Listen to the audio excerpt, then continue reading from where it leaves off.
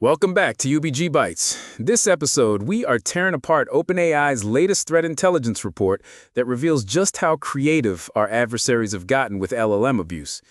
And let me tell you, if you thought prompt injection was the worst we'd see, you are in for a treat. These TTPs make your average phishing campaign look like a script kiddie's first day. So, here's the bluff. We're looking at nation-state and organized crime groups treating LLMs like a Swiss Army knife for their entire kill chain. OpenAI's February 2025 Threat Intel report documents systematic abuse across the full spectrum, from initial access and persistence to data exfil and influence ops. Over the past year, they've identified and disrupted campaigns from PRC, DPRK, Iran, and Cambodia-based threat actors, all leveraging ChatGPT for different phases of their operations. What's particularly interesting from a defensive perspective is how these actors are using AI as a force multiplier across traditionally siloed attack vectors.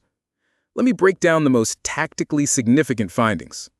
Let's start with what OpenAI designated sponsored discontent, a PRC-attributed campaign that achieved something we haven't seen before: successful placement of AI-generated propaganda in legitimate mainstream media. The tactical evolution here is significant. Rather than relying on traditional bot networks or sock puppet accounts, these actors developed a hybrid approach. They're using ChatGPT for content generation and translation, then leveraging what appears to be a commercial relationship, possibly a front company called Jilin Yusen Culture Communication, to place long-form articles in legitimate Latin American outlets.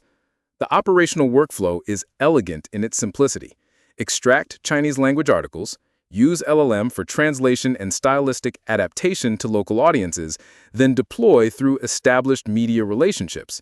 Same-day turnaround from generation to publication in outlets across Peru, Mexico, and Ecuador. Some articles were explicitly marked as sponsored content, indicating they've monetized the entire supply chain. From a detection standpoint, what's interesting is the operational security failure. The same ChatGPT accounts generating Spanish-language propaganda were also creating English-language comments targeting Chinese dissident Kai Sha, linking this to known spamouflage operations. Classic case of operational reuse creating attribution vectors. The peer review cluster represents something more concerning from a counterintelligence perspective: active capability development for surveillance infrastructure targeting Western social media platforms. The technical scope is comprehensive.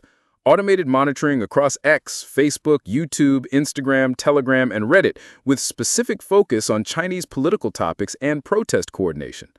The generated sales pitches describe real-time intelligence feeds to PRC embassies and MSS assets monitoring demonstrations in CONUS, Germany, and the UK. What's tactically significant here is the multi-model approach.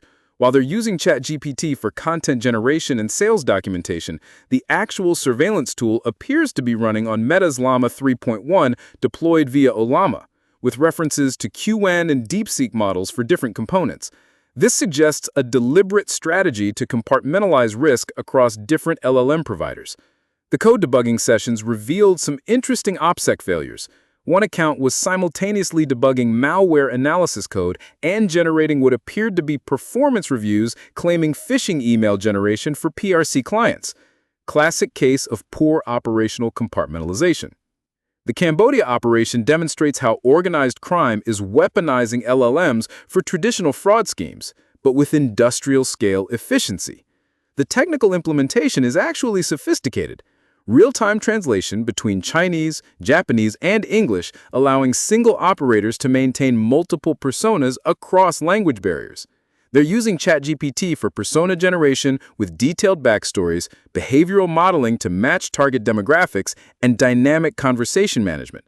The targeting methodology shows solid social engineering principles: middle-aged medical professionals, specific interest in golf content, and retrospective commenting on months-old posts to appear organic.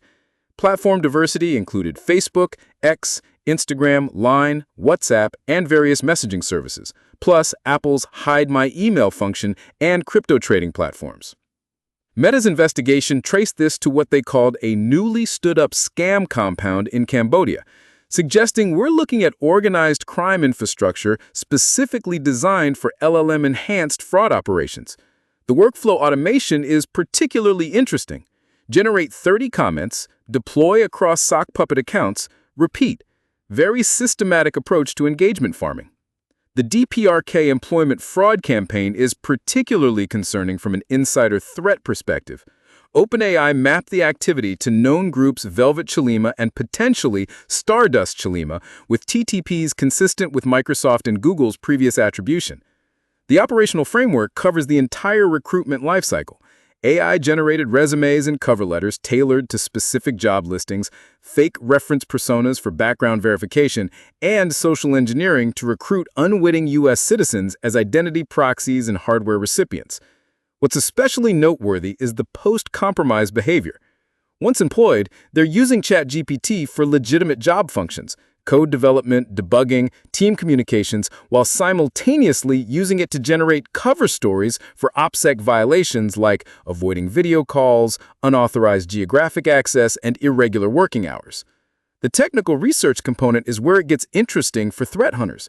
They were debugging RDP brute force tools, researching open-source RATs, and requesting PowerShell scripts for memory execution and HTML obfuscation. During the investigation, OpenAI identified previously unknown staging URLs for binaries that security vendors weren't detecting, classic indicator of active capability development. And here's a fun fact. If you think your company's remote work policies are robust enough to catch this, remember, these guys are literally getting paid to debug production code while simultaneously running reconnaissance on your infrastructure. Talk about the ultimate insider threat. From a defensive perspective, what's most significant about this report is how it illustrates the attribution advantages that LLM providers have. Traditional indicators like IP geolocation and timestamp analysis are supplemented by linguistic patterns, prompt engineering techniques, and operational workflow analysis. OpenAI's detection methodology combines behavioral analytics with what they call unique vantage point intelligence. Threat actors are using LLMs for multiple phases simultaneously: reconnaissance, content generation, code debugging, social engineering, creating comprehensive operational profiles that traditional security tools can't observe. The information sharing component is critical here. OpenAI's intelligence led to Meta identifying the Cambodia compound, while Microsoft and Google's DPRK research informed the employment attribution. The Iranian operation showed evidence of operational overlap between previously distinct campaigns, suggesting either shared infrastructure or tasking coordination. What's particularly interesting is the evasion evolution. The Iranian actors were using multiple AI-generated rewrites before publication specifically to defeat semantic similarity detection. We're seeing adaptive tradecraft that directly responds to defensive capabilities. Here's something for you to chew on. OpenAI mentions using their own models to analyze semantic similarity between generated and published content for detection. Given that most organizations don't have access to the original generation logs, what alternative detection methods could we develop for identifying LLM-generated content in operational environments? Are we looking at behavioral analytics on posting patterns, linguistic entropy analysis, cross-platform correlation of similar content? And more importantly, how do we build these capabilities in a way that scales across the threat landscape without burning our detection methods? Drop your thoughts in the comments. I'm genuinely curious what approaches people are experimenting with. For those of us in the red team and security research space, this report should fundamentally change how we think about threat modeling and detection engineering. The good news is that companies like OpenAI are building sophisticated detection capabilities and sharing actionable intelligence. They're identifying staging URLs, disrupting operational infrastructure, and providing attribution that enables downstream enforcement actions. But we're clearly in an arms race where the offensive capabilities are advancing rapidly. The Chinese surveillance tools, DPRK employment infiltration, and industrial-scale fraud represent a qualitative shift in threat sophistication. The key takeaway for defenders: traditional IOCs and signature-based detection aren't sufficient anymore. We need behavioral analytics that can identify LLM-assisted operations, cross-platform correlation capabilities, and, most importantly, information sharing mechanisms that operate at the speed of AI-enabled threats. OpenAI's threat intelligence program represents exactly the kind of proactive defense we need more of in this space. But as they note in their conclusion, Threat actors will keep testing defenses, and we need to keep evolving our detection and disruption capabilities. The real question isn't whether LLMs will be misused, it's whether we can build defensive capabilities that scale with the threat landscape while preserving the legitimate benefits of these technologies. That's a wrap for this episode of UBG Bytes. Keep your detection rules sharp, your threat intel feeds updated, and remember, if something seems too sophisticated to be human-generated, it might not be.